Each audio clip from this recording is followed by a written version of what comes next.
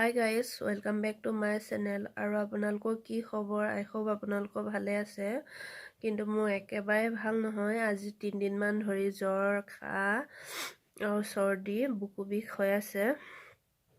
আৰু চৰ্দি ইমানেই লাগিছে, মই ৰাতি শুব পৰা নাই। 2 চাইডে নাক বন্ধ হৈ গৈছে আৰু নাক চুই দেখিছে আপোনালোকে, দাগ বহি গৈছে আৰু এইফালে ঘাঁ ওলাই গৈছে, জ্বৰ হয়। আৰু এতিয়া মই ডক্টৰ যাবৰ কাৰণে ৰেডি হৈ আছোঁ। মানুহজন ডিউটিলৈ গ'ল, ডিউটিৰ পৰা আহি ডক্টৰৰ ওচৰলৈ লৈ যাম বুলি ক'লে। তো এতিয়া সময় প্ৰায় 3টা বাজিছে, এতিয়ালৈকে আহি পোৱা নাই, দেৰিয়ে হৈ গৈছে। ডক্টৰ লগ পায়নে নাপায় তাৰো ঠিক নাই, কিন্তু শুনিছোঁ ডক্টৰ 5টা বজালৈকে বহে বুলি। মই সেইটো কাৰণে ৰেডি হৈ আছোঁ, আহিলে যাম বুলি। আৰু 3 দিন ইমানেই কষ্ট পাইছোঁ, কাহি মোৰ বুকু বিষাই গৈছে আৰু ৰাতিটো হোৱাই নাই চৰ্দি লাগি কিনি। তো গাইজ মানুহজন আহি পালে, আমি এতিয়া যাবৰ কাৰণে ওলাই আছোঁ, যাওঁ।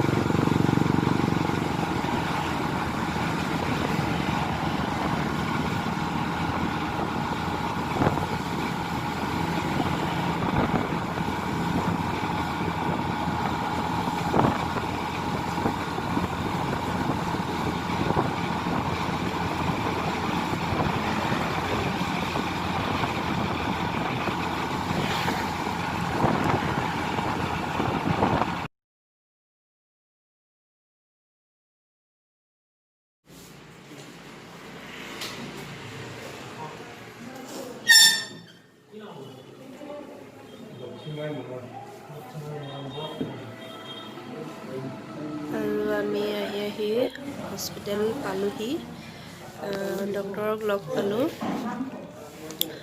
আৰু বেছি পেচেণ্ট নাছিলে, সেইটো কাৰণে সোনকালে হ'ব চাগে। মই ঘৰৰ পৰা ভাবি গৈছিলোঁ বহুত দেৰি হ'ব চাগে। আৰু আমি হস্পিটেলত বেলেগ ঘৰ আহি দিনা পালোঁ। বহুত মানুহ ভিৰ ঘৰ হৈ আহি থাকে, পাই মই কিন্তু হাত ভৰি আজি ধুই নাই চিধা ইমান। বিচনাত সোমাই আছোঁ ব্লেংকেট লৈ। নাম ইমান ঠাণ্ডা ৰেজিষ্টাৰ কৰিব লাগিছে। আমি লাগে, স্কুটিত মানুহজন গৈছিলোঁ, ৰেজিষ্টাৰ কৰি অহা আছে। প্ৰায় 6:30 মানে আমি বাজিলে, ডক্টৰৰ দেৰি কাৰণে হ'ল। এতিয়া ৱেইট কৰি আছোঁ, বাহিৰতে বহি ডক্টৰ আছোঁ। লগ পালোঁ, ডক্টৰ দেখুওৱা হ'ল আৰু ব্লাড টেষ্ট কৰা হ'ল। আৰু কালিৰ পৰা বুকু বিষ হৈ আছিলে, তো এক্সৰে কৰিবলৈ দিলে। আৰু ৰাতি অকণমান উশাহ লোৱাৰ প্ৰব্লেম আছিলে, সেইকাৰণে এক্সৰে কৰিবলৈ দিয়া হ'ল। তো এক্সৰে কৰা হ'ল। বাকী ব্লাড টেষ্টকেইটা চব নৰ্মেল আছে। এক্সৰে কৰাটো ক'লে যে কফ জমা হৈ আছে বুলি ক'লে। তেনেকুৱা একো ডাঙৰ বেমাৰ নাই, অকল কফ জমা হৈ আছে বুলি ক'লে। আৰু তাতে মোক নেমু স্লাইচ দিলে, দি তাৰপিছত মেডিচিন দিছে।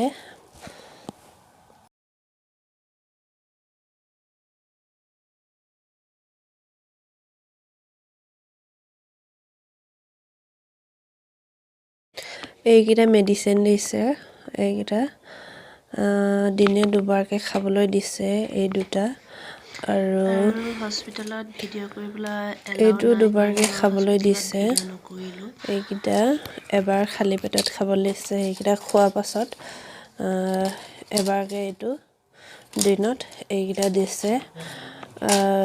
এইকেইটা এমাহৰ কাৰণে খাবলৈ দিছে এইটো, আৰু এইকেইটাও এমাহৰ কাৰণে দিছে। আৰু এইটো দিছে, গেছৰটো দিছে 10 দিনৰ কাৰণে। মেডিকেল ডক্টৰ চাই হোৱাৰ পাছত আমি অকণমান শ্বপিং কৰিলোঁ। দাদা ছোৱালীজনী আহি আছে, তাৰ কাৰণে পাম্প চুইযোৰ চাবলৈ গ'লোঁ। দেখুৱাই আছোঁ আপোনালোকক। এইযোৰ লোৱা হ'ল, ইমান এটা ভাল লগা নাই। হ'লেও ৰাতি হ'ল বুলি বেছি দোকানত নোসোমালোঁ, বেলেগ দোকানত এটা দোকানতে সোমাই ল'লোঁ। আৰু বেলেগ এযোৰ আছিলে, ইমান ধুনীয়া আছিলে, কিন্তু চাইজটো নাই মিলাৰ কাৰণে তো এইযোৰকে অনা হ'ল। আৰু এইযোৰ লওঁতে সেইটো দোকানতে মোৰ কাৰণে হাজবেণ্ডে পচন্দ কৰি দিলে। মোৰ ইমান ল'বলৈ মন নাছিলে, কাৰণ মোৰ গাটো ভাল লগা নাই, ইমান শ্বপিং কৰাৰ মোৰ ধৈৰ্য নাছিলে। তো হ'লেও লৈ দিলে। তো দাদা ছোৱালীজনীৰ কাৰণে এযোৰে লোৱা হ'ল, কিন্তু মোৰ কাৰণে 3যোৰ লোৱা হ'ল। তো দেখুৱাই আছোঁ কি ল'লোঁ। মোৰ হাজবেণ্ডে এইটো পচন্দ হ'ল। দোকানত এনেকৈ ওলাই থোৱা আছিলে, তাতে দেখি কিনি পচন্দ হ'ল এইযোৰ। তো সেইটোকে লৈ দিয়া হ'ল। আৰু এযোৰ আছিলে, এইযোৰ লৈছে, এইযোৰ লোৱা হ'ল। মোৰ চইচ নহয়, মোৰ হাজবেণ্ডৰে চইচ 3যোৰে। তো সেইকেইটা ল'লোঁ। আৰু এযোৰ লৈছোঁ এইটো, কাৰণ মোক ঠাণ্ডাত ঘূৰিবৰ কাৰণে মানা কৰিছে, সেইটো কাৰণে হাজবেণ্ডে ক'লে এনেকুৱা এযোৰ লৈ ল, ৰুমতে পিন্ধি থাকিবলৈ ঘৰতে। তো এইযোৰ লোৱা হ'ল। আৰু মানুহজন একো নল'লে, মাত্ৰ চক্স এযোৰ ল'লে। আৰু মই ল'লোঁ চক্স 2যোৰ, সেইকেইটা লোৱা হ'ল। আৰু মোৰ জাজনীৰ ল'ৰাটোৰ কাৰণে এইটো লোৱা হ'ল। কেনেকুৱা লাগিছে ক'ব। আৰু